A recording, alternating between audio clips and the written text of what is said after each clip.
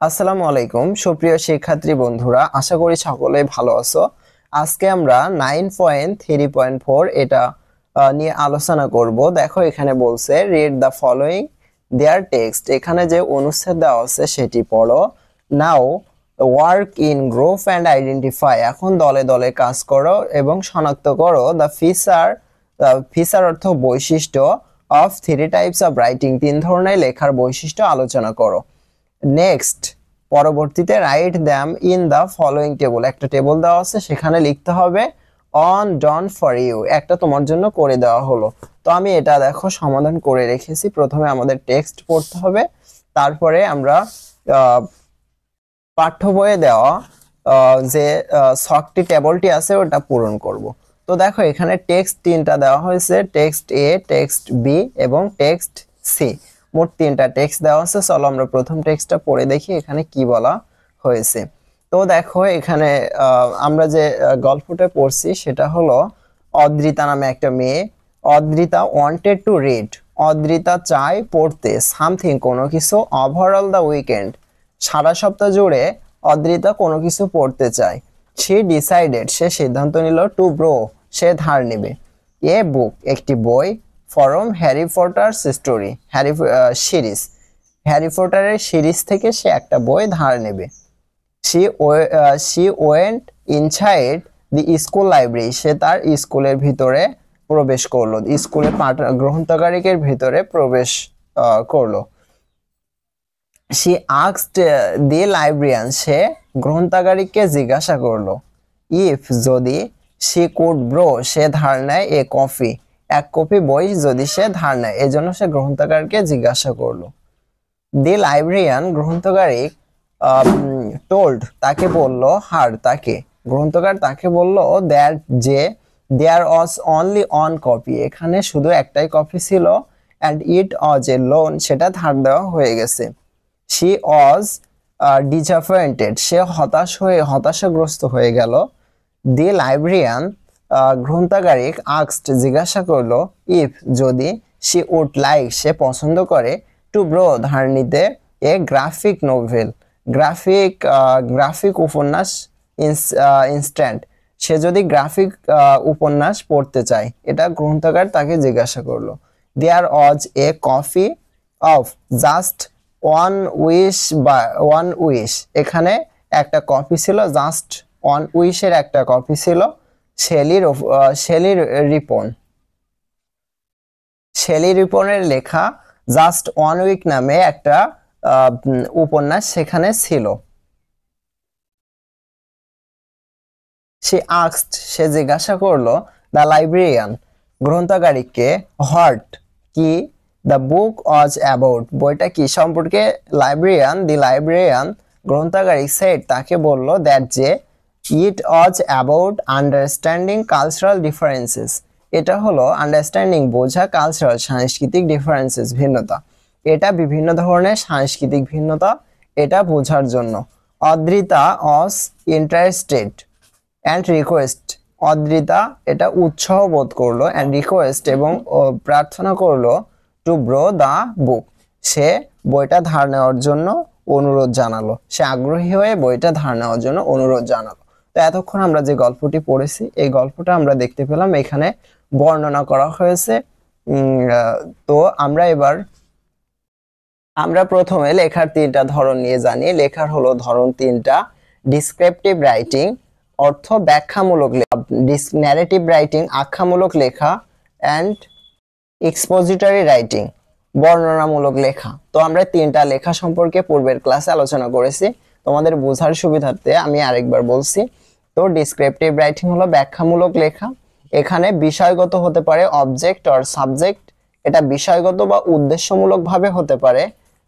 Imagine, এখানে পর্যাপ্ত কল্পনা থাকবে। পারসন, প্লেস, থিংস, আমরা ব্যক্তি, বস্তু, স্থানকে কল্পনা করতে পারি। মেক ফিল, অনুভূতি তৈরি করে, এটা অনুভূতি তৈরি করে ঘটনাটি যখন ঘটেছে তখন যেন লেখক সরাসরি উপস্থিত ছিল। তো দেখো আমরা এই যে এটা পড়লাম, এখানে যে ঘটনাটি ঘটছে এটা লেখক কিন্তু সরাসরি উপস্থিত ছিল। আমরা যখন লাইব্রেরির কথা বলছি, আমরা যখন বই ধার নেওয়ার কথা বলছি, তখন আমাদের মনের ভিতরে একটা কল্পনা চলে আসে যে জায়গাটা সম্পর্কে, লাইব্রেরির কথা বললে লাইব্রেরি কেমন হয় সেটা সম্পর্কে একটা ধারণা চলে আসে। তো এটা সর্বাধিক বিবেচনায় এটা হলো ডিসক্রিপটিভ রাইটিং। তার বৈশিষ্ট্যগুলো আমরা দেখলাম। এবার আমরা পার্ট বিটা একটু দেখি।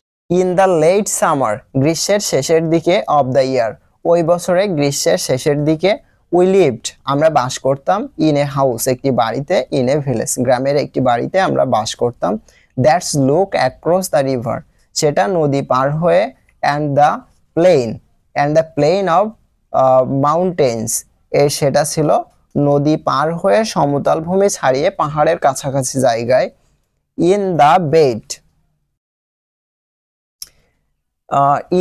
বেড অফ দ্য রিভার, নদীর তলদেশে, there were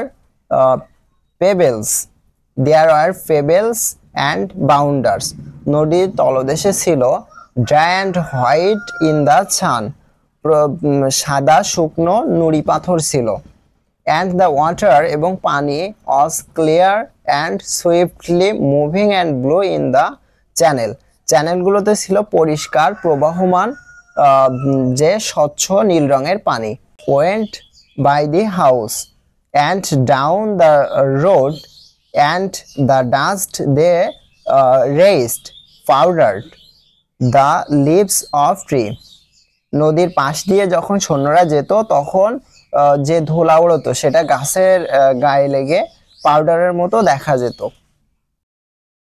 the trunk of the trees to were dusty, গাছের গুঁড়িগুলো ছিল ধূলিযুক্ত, and the leaves of fell early, তাড়াতাড়ি ঝরে গিয়েছিল, অফ দ্য ইয়ার, সেই বছর গাছের পাতা তাড়াতাড়ি ঝরে গিয়েছিল।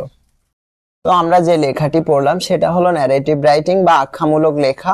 আমরা এবার জানবো আখ্যামূলক লেখা কি। আখ্যামূলক লেখা ন্যারেটিভ রাইটিং বলা হয়। এর কিছু বৈশিষ্ট্য আছে যেগুলো আমি সংক্ষেপে এখানে লিখে রেখেছি। এটা পার্সোনাল লেখা হবে আর হিস্টোরিক্যাল, এটা ব্যক্তিগত বা ঐতিহাসিকভাবে লেখা হয়। অল পার্টস ইম্পর্টেন্ট, এর প্রত্যেকটা অংশই হয় গুরুত্বপূর্ণ। এন্টারটেইনিং, এটা এখানে বিনোদনও থাকে। তো যেহেতু এখানে বিনোদন নেই, বিনোদন থাকতে হবে এমন কোনো কথা না। এখানে পর্যাপ্ত মনোযোগ থাকবে, প্রত্যেকটা অংশ সামঞ্জস্যপূর্ণ থাকবে এবং অপ্রয়োজনীয় বিবরণ এড়িয়ে চলবে। এটাই হলো ন্যারেটিভ রাইটিং বা আখ্যামূলক লেখার উদাহরণ। এরপরে চলো আমরা 3 নাম্বার পার্ট সিটা একটু দেখি। টার্নিং টু পসিবল সলিউশন, সম্ভাব্য সমাধানের দিকে যদি যেতে চাই তাহলে it would be helpful to see joint invite between the authorities and mobile phone producer to raise public awareness of this risk. এর যে ঝুঁকি আছে এটা গণসচেতনতা বৃদ্ধি করতে হবে কর্তৃপক্ষ এবং মোবাইল ফোন ও যে উৎপাদনকারী প্রতিষ্ঠান তার মধ্যে যৌথ পদক্ষেপ থাকতে হবে। সার্চ এ প্রোগ্রাম, এ ধরনের প্রোগ্রামগুলো কুড টেক মেনি ফর্মস, অনেক ধরনের হতে পারে। এর ভিতরে আছে রানিং ফরম অ্যাডভার্টিং, বিজ্ঞাপন, to decided class in school and college, school এবং কলেজের যে ক্লাসগুলো আছে সেখানেও হতে পারে।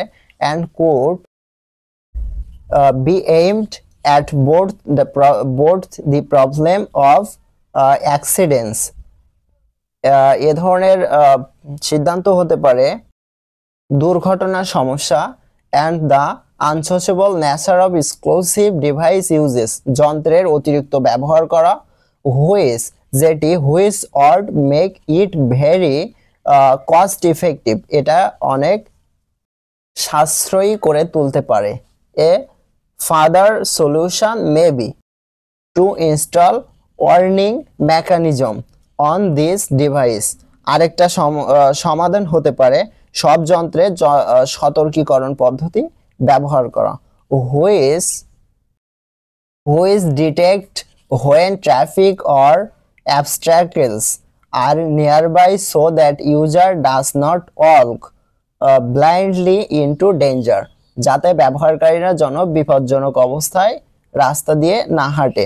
সার্চ সিস্টেম অলরেডি, এ ধরনের সিস্টেম ইতোমধ্যে এক্সিস্ট ইন কার্স, গাড়িতে, টু অ্যালার্ট, সতর্ক করতে পারে, ড্রাইভার্স টু ইম্পেন্ডিং ট্রাবল, যখন চালক ঝুঁকিপূর্ণ অবস্থায় থাকে, or to need sense direction. এ ধরনের সতর্ককরণ ইতোমধ্যে অনেক গাড়িতে বিদ্যমান, যা চালকদের বিপজ্জনক অবস্থায় সতর্ক করার জন্য ব্যবহার করা হয়। ওভারঅল, সামগ্রিকভাবে the dangers in this situation, এই পরিস্থিতিতে are both physical and social, শারীরিক এবং সামাজিক দুটোই ক্ষতি হতে পারে। Potential remedies many involves better education and also enhance danger detection along the lines. আমরা যদি প্রতিকার ব্যবস্থা গ্রহণ করি এবং যা ইতিমধ্যে মোটরযান বিভিন্ন কিছুতে ব্যবহার করা হয়, ব্যবহৃত পদ্ধতি, এটা বিপদ শনাক্ত করার জন্য খুবই গুরুত্বপূর্ণ। তো এটা ছিল, দেখো পার্ট সি, এটা ছিল একটি এক্সপোজিটরি রাইটিং, বর্ণনামূলক রাইটিং। এখানে কি বলা হয়, কম্পেয়ার অ্যান্ড কন্টেস্ট, এখানে তুলনা করা হয় বৈসাদৃশ্য, সাদৃশ্য এবং বৈসাদৃশ্য তুলনা করা হয়। কজ অ্যান্ড ইফেক্ট, কোনো কিছুর কারণ এবং সেটা হলে পরবর্তীতে কি প্রভাব পড়তে পারে, এইগুলো সম্পর্কে আলোচনা করা হয় এক্সপোজিটরি রাইটিং। তো এখানে দেখো আমরা মোবাইল ফোন ব্যবহার করা চালকদের কি ক্ষতি এর কারণ হতে পারে, এগুলো সম্পর্কে আমরা এখানে জানলাম, সমস্যা সম্পর্কে জানলাম, তারপরে সমাধান সম্পর্কে জানলাম। সুতরাং এখানে কারণ এবং প্রভাব দেখানো হয়েছে, সাদৃশ্য বৈসাদৃশ্য নিয়ে তুলনা করা হয়েছে, এটা হলো এক্সপোজিটরি রাইটিং। এখন তোমাদের ছকটা পূরণ করতে হবে। তো দেখো প্রথম ছকে লেখা হয়েছে টাইপস অফ রাইটিং, লেখার বিভিন্ন ধরন। ডিসক্রিপটিভ রাইটিং অর্থাৎ ব্যাখ্যামূলক লেখা, এটা টেক্সট এ লেখা হয়েছে ব্যাখ্যামূলক ভাবে। ন্যারেটিভ রাইটিং আখ্যামূলক লেখা, এটা লেখা হয়েছে টেক্সট বি।